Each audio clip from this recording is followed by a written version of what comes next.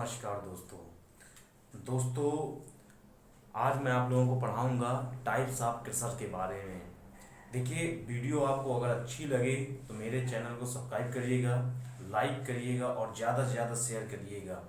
अभी ये मेरा नया चैनल है। मैंने सिविल 1-1 करके मैंने सिविल इंजीनियरिंग डिप्लोमा और BTech plus SSC JE course के लिए मैंने अभी बनाया है और मैं धीरे धीरे आप लोगों को हर चीज़ बताता जाऊंगा। कोर्स कंप्लीटली पढ़ाऊंगा। जब आपका कोर्स अगर जहाँ पर भी लगे कि मेरे कोर्स में ये कमी है, आप तुरंत कांटेक्ट में आइए और क्या कहते हैं, कमेंट बॉक्स में आप तुरंत उसको लिखिए कि हाँ सर ये कमी है, इसको आपको सुधारना चाहिए। अब बात करते हैं यहाँ पर टाइप्स ऑफ क्रशर के बारे में। टाइप्स ऑफ क्रशर क्या होता है ये चीज़ समझना है। तो सबसे इंपॉर्टेंट चीज़ होती है टाइप्स ऑफ क्रशर के बारे में कि क्रशर कितने प्रकार के होते हैं। पहले ये समझना है क्रशर क्या है। पहले ये समझना है क्रशर क्या है। तो क्रशर एक मशीन होती है जिसके माध्यम से हम पत्थरों को तोड़ते हैं और पत्थरों को तोड़ने के बाद हम पत्थरों को अलग अलग हिस्सों में, अलग अलग भागों में बांट देते हैं, जिससे हम लोग उसके अनुप्रयोग को बारे में अच्छे से जान जाते हैं।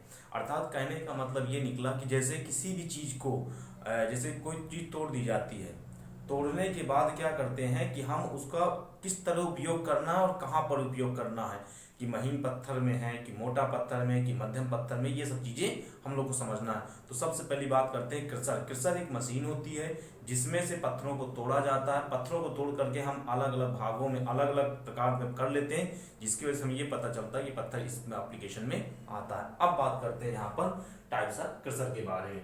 मेनली जो क्रशर होते हैं वो मेनली 4 प्रकार के होते हैं। कौन कौन से क्रशर होते हैं? Jaw crusher, roll crusher, hammer crusher और बाल मिल। देखिए, यहाँ पर मिल या क्रशर शब्द एक ही है, इससे कंफ्यूजन मत होइएगा कि क्रशर का मतलब क्या होता है, मिल का मतलब क्या होता है। मिल का मतलब होता है मशीन, क्रशर का मतलब होता है मशीन। ये चीज समझ लीजिएगा, इसमें दोनों में कोई अंतर नहीं होता है। अब यहाँ पर बात करते हैं कि जा क्रशर में क्या चीज होती है। तो जा क्रशर में समझिएगा, जा क्रशर का तात्पर्य यहाँ पर एक स्थिर भाग होता है और एक मूवेबल भाग होता है। क्या होता है? मूवेबल भाग होता है। यहाँ पर मूव करने वाला एक पहिया लगा होता है। इस पहिए के माध्यम से यहाँ पर ये जो पहिया लगा होता है, ये पहिया रोटेट करता है। रोटेट करने से लगा हुआ इसका एक्सल भाग, यहाँ पर जो एक्सल भाग लगा होता है, ये भाग जो एक्सल लगा होता है, ये पूरा का पूरा भाग ऊपर नीचे अप डाउन और गति करता रहता है। अप डाउन गति करने से क्या होता है, तो यहाँ पर लगा हुआ हॉपर से जो भेजा जाता है, यहाँ पर जो पत्थर भेजा जाता है, ये जो स्टोन भेजा जाता है, ये स्टोन क्या है, यहाँ पर भेजने के बाद ये चीजें महीन में आ जाती हैं। यहाँ पर लगा होता है मैग्नीज, ये चीज आपको याद रखना जरूरी है। यहाँ पर लगा होता है मैग्नीज। ये जो पहिया होता है, पहिए के घूमने से ये पूरी बॉडी, ये पूरा सिस्टम क्या होता है, मूवेबल में आ जाता है। जैसे मूवेबल में आ जाएगा तो ये दिए के जो पत्थर हैं, ये पत्थर क्या हो जाते हैं, टूट जाते हैं। क्या हो जाते हैं? टूट जाते हैं। यहाँ पर ये चीज सबसे बड़ी इंपॉर्टेंट चीज होती है। अब इसके बाद क्या करते हैं, जब टूट जाते हैं तो यहाँ पर अलग अलग महीन पार्टिकल जनरेट हो जाते हैं। क्या हो जाते हैं? अलग अलग महीन पार्टिकल आ जाते हैं। ये महीन पार्टिकल्स यानी पत्थर के जो महीन भाग होते हैं उनको हम अलग अलग कर लेते हैं। अब यहाँ पर देखिए क्या चीज समझना है, यहाँ पर समझना इस चीज को है कि इसमें से अच्छा कौन है, मतलब कि ये क्या कैसे सिस्टम काम करता है, पहले ये समझना है। तो सिस्टम मैंने बता दिया आपको, पहिया घूमता है, ये पूरा एक्सल जो होता है, पूरा बॉडी ये पहिए के साथ अप डाउन करता रहता है, जिसकी वजह से ये पत्थर डाला गया है, ये पत्थर यहाँ पर आ करके महीन पार्टिकल में जमा हो जाता है, धीरे धीरे वो चीज टूट जाती है। ये चीज आपको समझना है। अब हम बात करते हैं यहाँ पर दूसरे क्रशर के बारे में, जो कि हमारा रोल क्रशर। क्या होता है? Role crusher. रोल क्रशर क्या होता है ये चीज समझना है। रोल क्रशर का मतलब ये निकला कि यहाँ पर 2 पहिए लगे होते हैं, दोनों पहिए विपरीत दिशा में घूमते हैं। ये क्या करते हैं? दोनों पहिए विपरीत दिशा में घूमते हैं। यहां पर ये चीजें, एक हॉपर लगा होता है, हॉपर में सारी चीजें, जितना भी पत्थर होता है, ये स्टोन इकट्ठा हो जाता है। यहां से भी हॉपर लगा होता है, इस हॉपर से पत्थर को फेंका जाता है। ठीक, इस हॉपर से पत्थर को फेंका जाता है, ये पत्थर होता है यानी स्टोन्स।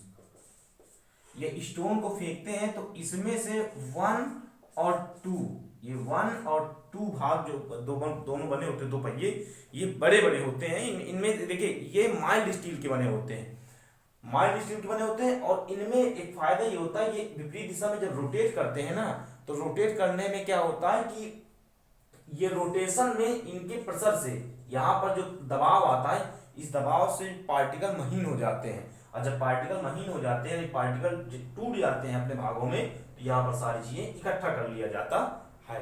अब बात करते हैं यहाँ पर हैमर मिल के बारे में। किसके बारे में? हैमर मिल के बारे में। हैमर मिल कैसी मिल होती है?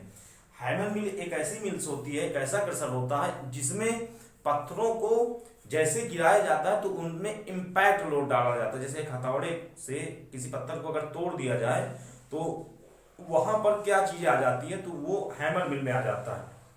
जैसे कहने का मतलब निकला, ये अब यहाँ पर पत्थर रख दीजिए और इसको आप तो तेजी से ऊपर से फेंकिए, तो फेंकने पे क्या होगा, पत्थर टूट जाएगा। तो सेम यही होता है हैमर मिल में। हैमर मिल में यही प्रॉब्लम मतलब यही प्रोसेस होती है, और इसी से हम लोग मतलब पत्थरों को अलग अलग करते हैं।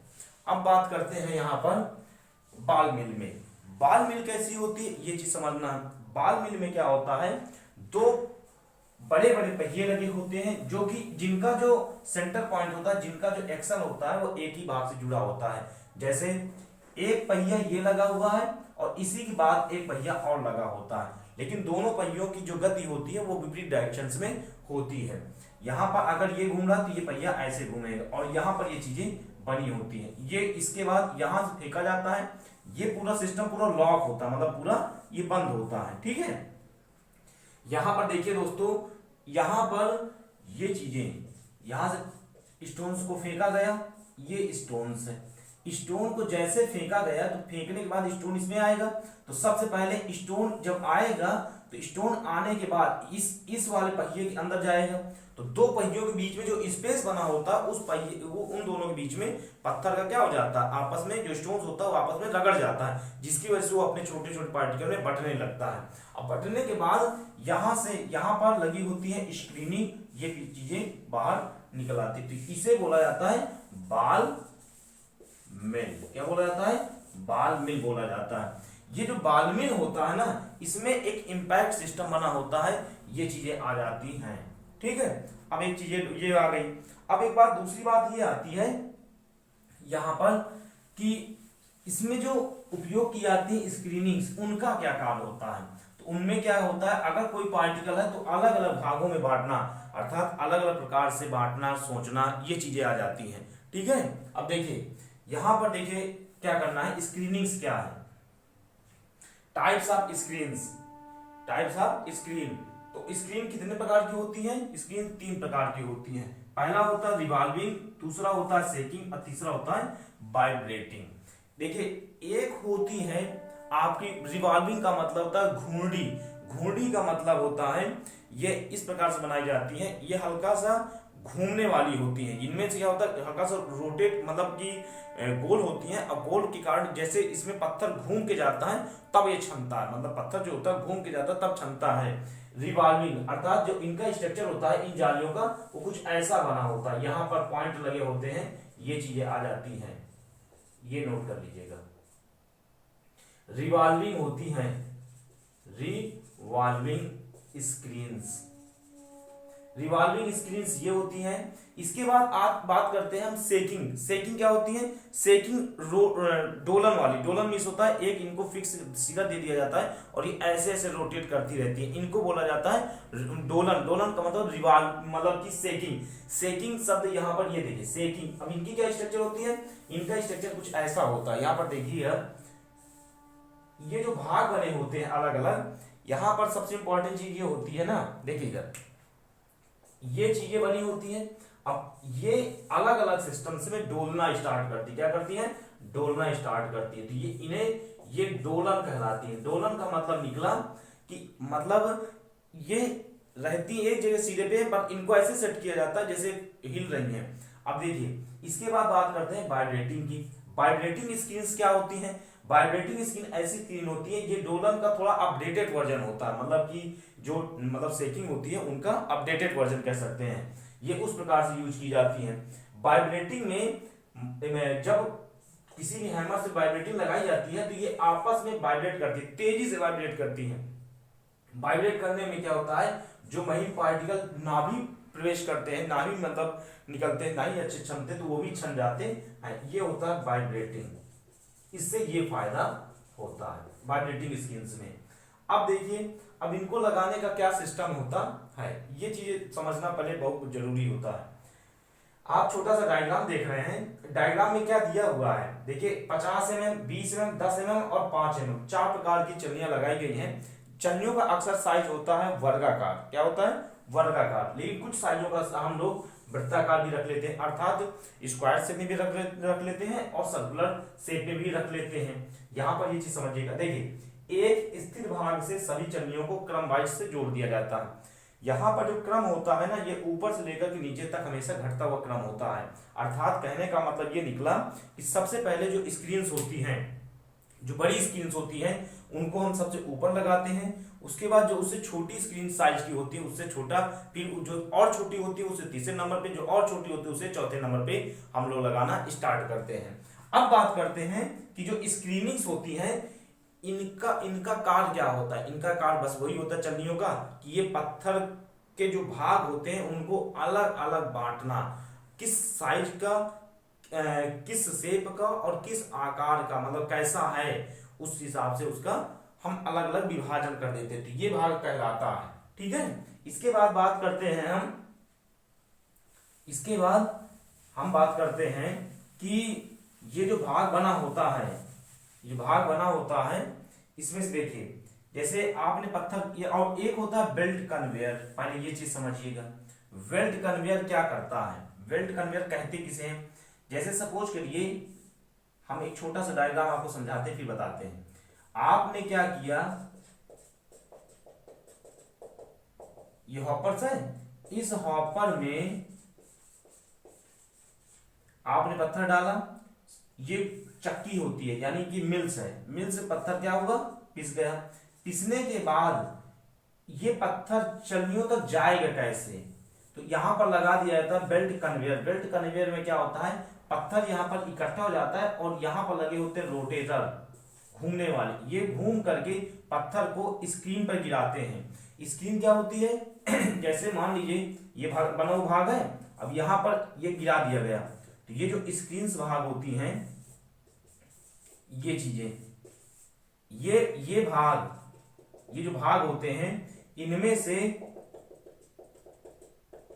ये चीजें आती हैं। अब ये ध्यान दीजिएगा, तो अब ये जो होता है, ये होता है बेल्ट कन्वेयर। ये बेल्ट कन्वेयर का ये बेल्ट कन्वेयर जो है, ये इससे इसका कार्य सिर्फ यही होता है, पत्थर को एक भाग से दूसरे भाग तक रोटेट कराना। ये चीजें नोट कर लीजिएगा, एक भाग से दूसरे भाग तक रोटेट कराना, ये बेल्ट कन्वेयर का भाग होता है। अब देखिए यहां पर लगी होती है जो स्क्रीनें, ये स्क्रीनें क्या करती हैं, ये पत्थर को अलग अलग भागों में बांटती हैं। क्या बांटती हैं, अलग अलग भागों में। अब देखिएगा ये 50 mm, यहां पर 20 mm, फिर लगी होती है 10 mm, और फिर एक और चलनी होती है जो 5 mm की लगी होती है। यहां पर 50 mm, 20 mm, 10 mm और 5 mm की लगी होती है। अब देखिएगा यहां पर समझिएगा, ये कन्वेयर है, बेल्ट कन्वेयर क्या करता है, ये हिस्सा, ये पूरा बेल्ट कन्वेयर का सिस्टम है, ये रोटेट कर रहा है, रोटेट करते हुए पत्थरों को आसानी से यहां तक पहुंचा रहा है। यहां पर लगी हुई कई प्रकार की स्क्रीनें, जो पार्टिकल जिस साइज का होता है उसी में वो स्क्रीन उसको स्किन्स कर देती है। यहां पर 1 पार्टिकल्स है तो ये थोड़ा बड़े पार्टिकल्स होंगे, साइज बड़े होंगे, साइज आप बता सकते हैं। यहां पर देखिए 50 mm से 20 mm तक के पार्टिकल्स होंगे, यहां पर देखिए 20 mm से लेकर के 10 mm तक के पार्टिकल होंगे, यहां पर देखिए 10 mm से लेकर के 5 mm तक के होंगे, और यहां पर 5 mm से छोटे पार्टिकल्स होंगे। क्या होंगे, छोटे पार्टिकल्स होंगे। जो 5 mm से छोटे पार्टिकल्स होंगे पत्थर के, स्टोन्स के, वो इस हिस्से से निकले, अर्थात चौथी वाली चलनी से निकलेंगे। अब बात करते हैं किसी भी माइंस में हम पत्थरों को कैसे निकालें ताकि हमें ये पता चले कि क्या स्थिति सही है और पत्थरों को कैसे हमें निकालना चाहिए। एक बहुत अच्छा लॉजिकल क्वेश्चन है, अक्सर पूछा जाता है कि क्या स्थिति होनी चाहिए। तो यहां पर हम बात करते हैं अब पत्थरों की सही स्थिति के बारे में। किसकी बात करते हैं? पत्थरों की सही स्थिति के बारे में।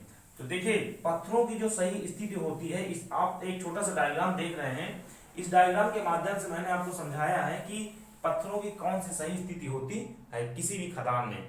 देखिए अगर पत्थर, देखिएगा ये एक छोटा सा माइंस है, मतलब एक छोटी सी खदान का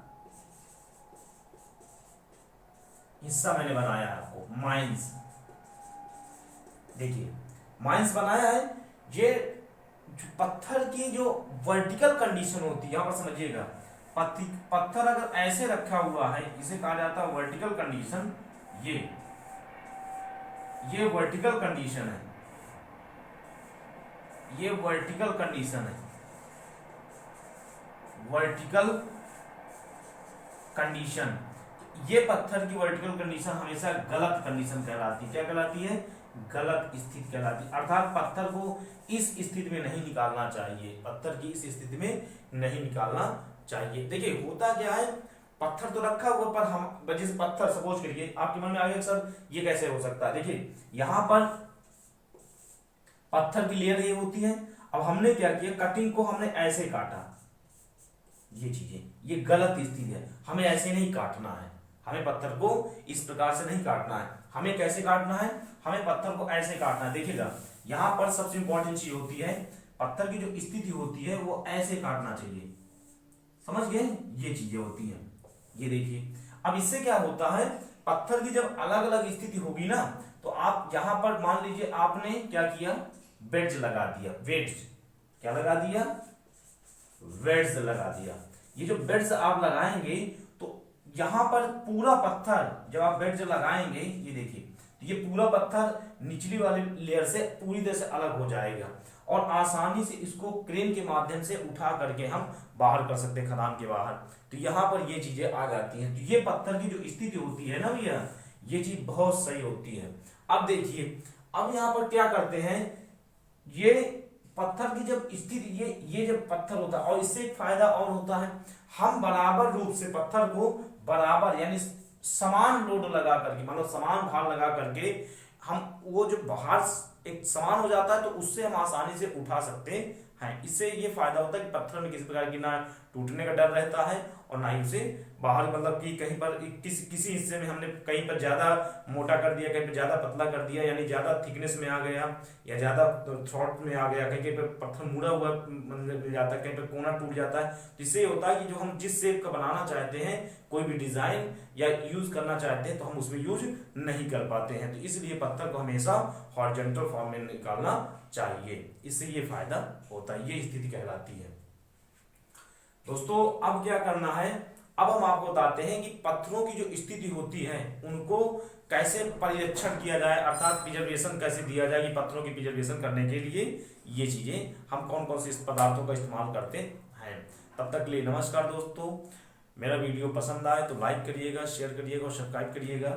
इसमें हमने बिल्डिंग मटेरियल को स्टार्ट किया है। बिल्डिंग मटेरियल का ये मेरा 5वां लेक्चर्स है। अब इसके बाद धीरे धीरे मैं आप लोगों को, ये पहला चैप्टर था, पहले चैप्टर का 5वां लेक्चर्स मैंने पढ़ा दिया, अभी आपको बहुत कुछ पढ़ाना बाकी है, तो मैं आप लोगों को ज़्यादा से ज़्यादा चीज़ें पढ़ाऊंगा। तब तक के लिए नमस्कार, बाय बाय।